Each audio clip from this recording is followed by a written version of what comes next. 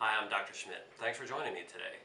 Today we're going to show a live surgical demonstration of how you fix a broken nose. Now, don't worry, I say surgery, but there's no actual blood or cutting involved. The way that you fix a broken nose is simply by pushing the nasal bones back to where they need to be. The nasal bones are the most commonly injured area of the entire body. And when you break your nose, you can either break the nasal bones themselves, your septum, which is the wall that divides the two sides of the nose, or both. In our case, we have a 21-year-old female who recently broke her nose kickboxing.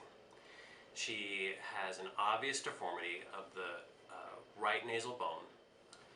The right nasal bone has been fractured laterally, which makes the top part of her nose look crooked. She didn't have any breathing problems and elected to have the fracture repaired in the office. Many patients will elect to have their noses reset in the operating room. However, recently I began doing it in the office. I find it works very well and patients are very comfortable with it. The way that you fix a broken nose is using an instrument called a Goldman elevator.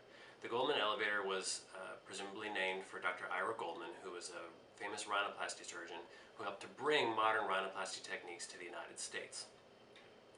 The Goldman elevator is placed up in the nasal cavity on a side where the nasal bones are fractured in. Between using that instrument to pull the nasal bones out and strong pressure with your fingers, that's how we get the nasal fracture properly reduced. Our patient today elected to have her surgery done in the office. She took a pain pill before she came, and we spent the greater part of half an hour ensuring that her nose and her face were going to be numb enough so that the surgery was comfortable for her. We began by blocking the main nerves that supply sensation to the nose, as well as spraying numbing medicine inside the nose. Finally, we injected numbing medicine along the nasal bones themselves where they were fractured. The patient is now good and numb, so let's begin.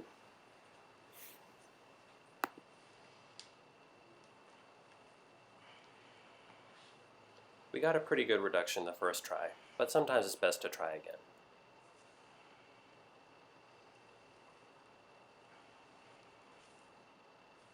That's it? Yep, that's pretty much it. The final step in reducing a nasal fracture is to place a cast on the nasal dorsum to protect the nasal bones. We begin by placing some glue and then some tape on which the cast will sit.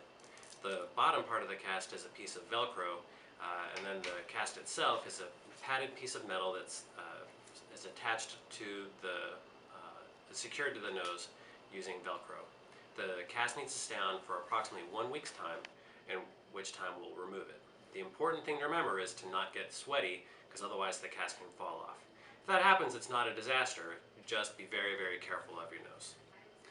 Here we have our before and after photos. You can see that the nasal bone has been well reduced. This picture was taken approximately 2 weeks after the procedure. I hope you found this helpful. For before and after photos and my blog, please check out my website. Thanks for joining me.